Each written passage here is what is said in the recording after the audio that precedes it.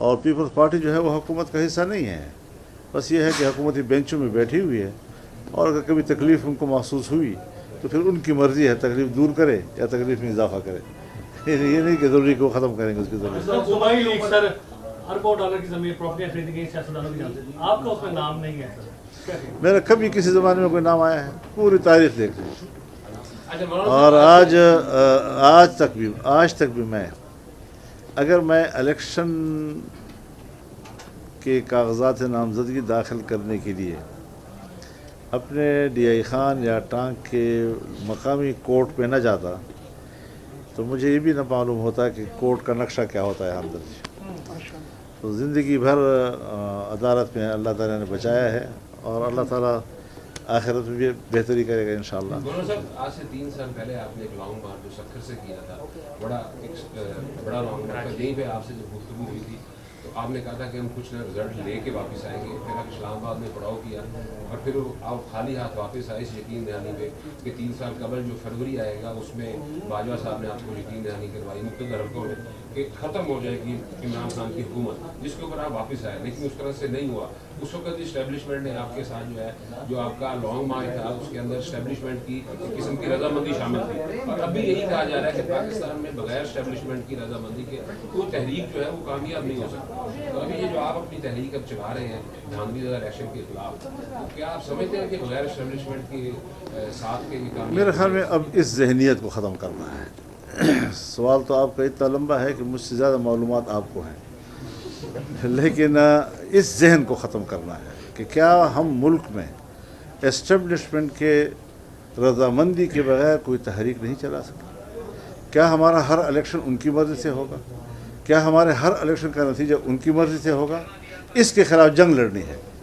اور اگر قوم نہیں اٹھے گی اور قوم اپنے اس ووٹ کو تحفظ نہیں فراہم کرے گی تو پھر ہم مسلسل غلامی کی طرف جا رہے ہیں. اور ایک سرکاری محکمہ وہ ہمارا حاکم ہو اور ہم جو آئین میں حکمران کہلاتے ہیں، پارلیمنٹ جو حکمران کہلاتی ہے، وہ ماتحت ادارے کی شکل اختیار کر لے، یہ چیز کسی قیمت پر ہمیں قابل قبول نہیں ہے. اب ہم اپنی جماعت کے طور پر ہم نے اب تک 3 جلسے کیے، 3 عوامی اسمبلیاں کی ہیں، اور عوام کا جو اس پہ رد عمل تھا بہت ہی حوصلہ افزا تھا. اور انشاءاللہ آپ 1 جون کو مظفر گڑھ میں بھی اسی طرح کا عوام کا ایک رد عمل دیکھیں گے، کس طرح وہ اس جلسے میں آتے ہیں. اور یہ ہوتا ہے کہ آپ اپنا موقف جو ہے وہ دنیا کے سامنے بھیج رہے ہیں، اور انشاءاللہ اس میں ہم کوئی کمی نہیں دکھائیں گے انشاءاللہ. موجودہ حکومت کی عمر سر آپ کتنی دیکھ رہے ہیں؟ موجودہ حکومت کی سر عمر کتنی دیکھ رہے ہیں؟ میرے خیال میں حکومت ہے ہی نہیں.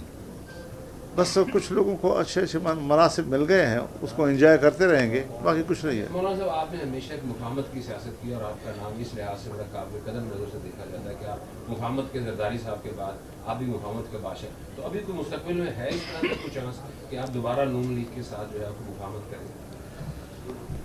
دیکھیے، لفظ مفاہمت ہے تو اچھا لفظ، برا لفظ تو نہیں ہے، لیکن جب اپنے ہی چھوڑ کے چلے جائیں تو پھر یہ ہے وہ وقت کہ ہم اپنے موقف پہ ڈٹے رہیں، اور انشاءاللہ قوم ہمارے ساتھ ہے اور رہے گی انشاءاللہ.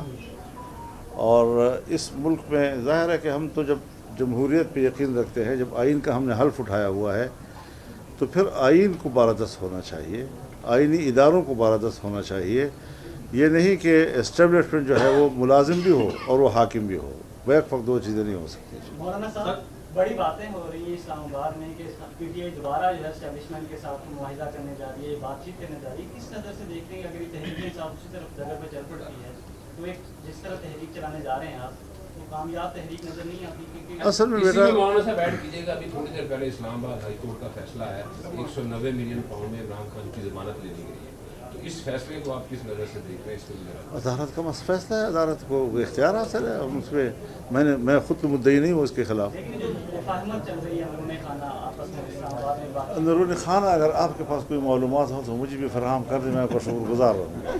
مولانا صاحب، اگر آپ الیکشن جیتے تو پھر جیتتے ہیں तो फिर सही था इलेक्शन या अब उस वक्त नहीं मौका था? मैं पिछली दफ़ा नहीं जीता था, अब कि जीता हूँ, ये मद्देनजर रहे। मौलाना आपके शहर से वज़ीर आला और गवर्नर KP के बनाए गए हैं। हाँ, इतना अहम शहर आपका हो गया, क्या कहेंगे इसके ऊपर? मेरे ख्याल में मेरी खुशकिस्मती है कि मेरा मद्दे मुकाबिल जो है वो दोनों बड़े मनसब ले रहा है, और एक सूबे का गवर्नर और वज़ीर आला मेरे हल्के से जो जीते नहीं हैं लेकिन बस हैं। जब हुकूमत साजी हो रही थी तो जी। जब ये हुकूमत साजी हो रही थी जनरल इलेक्शन के बाद, तो किसी स्टेज पे आपको भी सदर पाकिस्तान की ऑफर हुई थी? सदर पाकिस्तान के ऑफ़र नहीं हुआ करती थी। ये गलत बात है कि मैं ऐसी पॉलिटिक्स करूं कि जिसमें हम ऑफ़र्स की बुनियाद पर चीज़ें कबूल करेंगे। कौन होता है जो मुझे सदारत का ऑफ़र करता है? कौन होता है जो मुझे वज़ीर आज़म का ऑफ़र करता है? होता कौन है जो मुझे वज़ीर आला का ऑफ़र करता है? आवाम अगर मुझे वोट देगी और मैं इस पोजीशन में हूँ तो मैं सदर भी बनूँगा, मैं वज़ीर आज़म भी बनूँगा, मैं चीफ मिनिस्टर भी बनूँगा, और वो मेरा आईनी और कानूनी इस्तेहकाक होगा। और इसी असास पर हम ये इस सियासत में हिस्सा ले रहे हैं कि ये हमारा इस्तेहकाक बने, और ये कि 5 सीटों के साथ मैं कहूँ कि मैं सदर बन जाऊँ, ये कोई मेरी सियासत तो नहीं हो सकती फिर जी। किसानों का बड़ा इशू चल रहा है, किसानों को आप इस तहरीक में अपने साथ लेके चलेंगे, क्योंकि किसानों को इस दफा बहुत ज़्यादा जुल्म किया गया है, गंदम नहीं खरीदी है हुकूमत की जानिब से, किसान बेचारा सड़कों पे आ गया है। किसान के साथ हम शाना बशाना खड़े हैं और कदम कदम भर उनके साथ हैं। बहुत मजलूम है इस वक्त, ख़ास तौर पर पंजाब का जो किसान है। यानी आपके पास अगर 45 लाख टन गंदम मौजूद है, फिर आपने 35 लाख टन क्यों मंगवाया? जबकि ऊपर से आपका मौसम भी बर्दाश्त का आ रहा है और पाकिस्तान का अपना गंदम भी आएगा, तो किधर जाएगा ये? लिहाजा आम किसान के साथ जो जुल्म किया गया है इस वक्त, इसका पूछ गछ भी होना चाहिए ना। यानी सिर्फ ये तो नहीं कि किसान पर जुल्म हो गया, अब किसान के रोने में हम उनके साथ शरीक हो जाएं, किसान के एहतजाज में हम उनके साथ शरीक हो जाएं। जिन्होंने ये जुल्म किया है उनका मुहासबा क्यों नहीं किया जा रहा? सर अवाम के पास आप जा रहे हैं, सर मुख्तलिफ आप जलसे कर रहे हैं, ये बताइए कि सर माजी के तनाजुर में आपने कोई टारगेट भी सेट किया, क्या अचीव करना चाहते हैं सर माजी के तनाजुर? हज़रत जो हमारे मुतालबे हैं कि असरनो इलेक्शन हो, हुकूमत मुस्ताफ़ी हो जाए और फ़ौज इलेक्शन से दूर रहे, किसी एजेंसी का इलेक्शन से कोई ताल्लुक़ नहीं होगा। इलेक्शन को इतना बदनाम कर दिया है कि इसको इलेक्शन कहना ही नाजायज़ है। इलेक्शन कहना इसको नाजायज़ है, जहाँ पर उम्मीदवारों से करोड़ों करोड़ों रुपए लिए जाते रहे हों, जहाँ एक एक सूबे से अरबों अरबों रुपए लेके चले जाते हों, जहाज़ भर भर के जा रहे हों, असम्बलियाँ बिक रही हैं और कैंडिडेट बेचारे दर बदर हैं, तो ये इलेक्शन होता है जी। हम मुतमईन होंगे इस बात पर कि हाँ हम वाकई पार्लियामेंट के मेंबर हैं और हम क्या मुल्क के अंदर एक VIP का इस वक्त स्टेटस रखते हैं। इस हवाले से हमारा मौक़िफ़ बड़ा वाज़ेह है।